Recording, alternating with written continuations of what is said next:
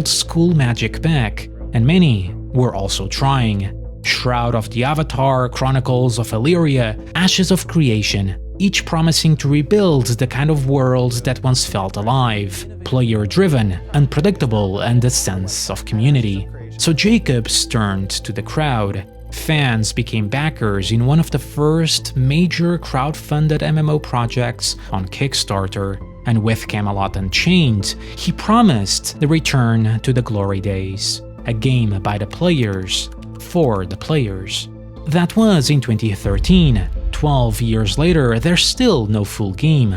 Only layoffs, erratic behavior, broken promises, a shaky early access, and a failed spin-off nobody asked for, peaking at just 42 players on Steam. What began as a dream to revive the golden age of MMOs has become one of its greatest tragedies. Another heartbreak for fans who waited over a decade, watching years and millions slip away with barely nothing to take their place. Over the course of this video, I'm going to tell you all about Camelot Unchained. I'll tell you why I think it's going to be a great game, and I hope you will join us in what will be a great adventure.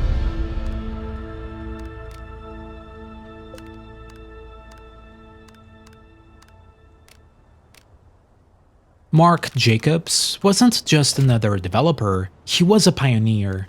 Back in 1978, students Roy Trubshaw, Nigel Roberts, and Richard Bartle at the University of Wessex had a lightbulb moment. What if text-based adventure games of the era like Zork and Colossal Cave Adventure, themselves inspired by Dungeons & Dragons, could be played by multiple people at once? Using the university's internal mainframe network and the early ARPANET, effectively the precursor to today's internet, the trio created MUD1, short for Multi-User Dungeon. Later commercialized as British Legends, it was hosted on the first major online service, CompuServe, allowing players to connect through dial-up modems. CompuServe combines the power of your computer with the convenience of your telephone. It was simple but revolutionary, up to 50 people typing commands, interacting with NPCs, forming alliances, being killers or explorers. But there was one thing MUD couldn't do. Its world resets every few hours, meaning nothing truly lasted. That changed in 1989 with Avalon: The Legend Lives. Following many of the rules of tabletop RPGs, Avalon introduced player skills, player-run cities, real estate, and much more. For the first time, a shared, persistent universe existed online, one that kept going for decades, even when you logged off. And Mark Jacobs, he was about to carve his own history. In 1984, frustrated by how expensive his favorite MUD had become, with some games costing between $6 and $20 per hour just to play, potentially adding hundreds to thousands of dollars to your bill, Mark decided to take matters into his own hands. He taught himself to code and founded Adventures Unlimited Software, creating the MUD, Aradath. It was hosted on Gamers World, a dial-up online service built by Jacobs himself, one of the earliest dedicated online gaming platforms ever made. By 1990, the game moved to the Genie network, and later, with the help of another developer, Darren Hyrup, it transitioned to the very popular AOL, evolving into Dragon's Gate. Its eventual webpage described it in a nutshell. Life in Dragon's Gate continues 24 hours a day, and events continue to occur without requiring your direct intervention. Dragon's Gate allows you to experience an exciting world designed to be more than just a text adventure. As a social gaming system, Dragon's Gate is intended to be fun. By 1991, also on AOL, Neverwinter Nights appeared with an evolution, the first graphical online role-playing game. It supported 50 simultaneous players. By 1996, 500 players, breaking the barrier for many MUDs at the time. That same year, Meridian 59 launched independently of AOL, offering a fully 3D world for the first time, and a flat $10 per month subscription, setting a standard for the years to come. Though a graphical mod, Meridian59 preferred the term MMP-RPG, massively multiplayer role-playing game. It's still running today, completely free. But something else was about to break the mold. This Britannia is but one of many in the multiverse that is Ultima Online. In 1997, Richard Garriott of Origin Systems, better known as Lord British, creator of the Ultima RPG series, released Ultima Online. Britannia, for many, was the first true virtual seamless world.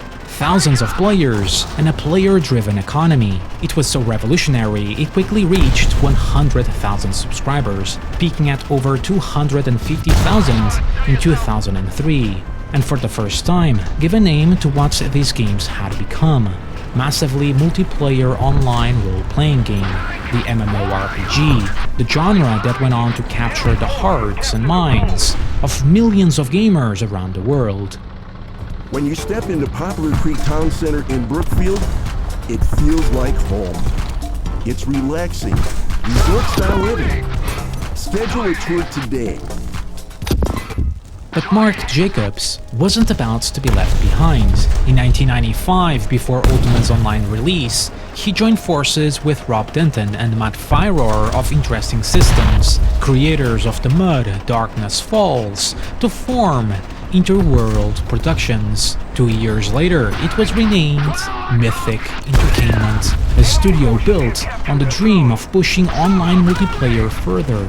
Technology was advancing rapidly, the internet was spreading into homes, Ultima Online had proven what was possible, and a new wave of MMORPGs began to define the genre. EverQuest, RuneScape, Asheron's Call, Anarchy Online, and many more. Mythic, on the other hand, first started experimenting with a string of now forgotten online titles, and another text-based mod, the dark fantasy Darkness Falls: The Crusade, in 1999. A mod focused on PvP, specifically a conflict between three realms, fighting for ultimate control. And from that idea, Realm vs. Realm was born. It was here that their real journey and Mark Jacobs' legacy truly began. They had a vision to transform Darkness Falls into a full 3D MMO project, Darkness Falls 3D, built to compete with Ultima Online and the rising giant, EverQuest. Rather than license an existing IP or spend years creating one from scratch, Jacobs proposed setting the game in the public domain, Arthurian legends. And so, when Realm became Albion, and two more were added, forming the foundation of the game's iconic three-realm conflict. Together, they would go on to shape what had become Dark Age of Camelot. Online game sensation where you control the game. Build and trade weapons and devices. Create all new adventures for yourself and others. Battle player to player or quest together with thousands online. Mythic operated quite differently from most studios. They were small, independent, and allergic to bureaucracy. As producer Matt Firor explained, "Since the founding of Mythic, we have striven to have little bureaucracy. We have no levels, no directors and few managers. We have a president, a vice president, and a producer. That's it for management." That philosophy kept development lean and decisions fast. With a team topping at just 25 developers and a modest $2.5 million budget, they had 18 months to build the entire game, when most MMOs of the era took twice as long. Not everyone believed it was possible, and finding a distributor became impossible.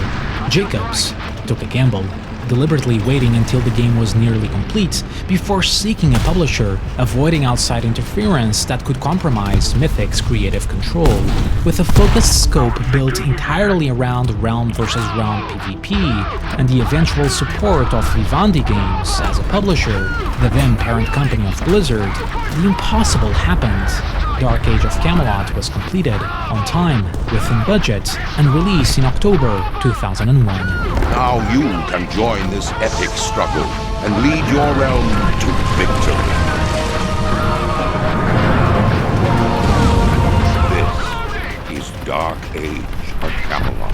At its core, Dark Age of Camelot's identity was built around pride, not just personal achievement, but loyalty to your realm. For the first time, hundreds of players clashed in massive, open-world sieges, storming keeps, defending your realm's relics, and wielding player-crafted siege weapons to turn the tide of war, while the ongoing tri-realm struggle often led to uneasy truces, temporary player-made alliances forged from pure necessity. It was an entirely new way to experience an MMO, strategic, communal, and alive. Its design would echo for decades, laying the foundation for large-scale PvP and inspiring countless successors. And surprisingly, it became a bestseller, carving Mythic's niche as the realm versus realm PvP MMO.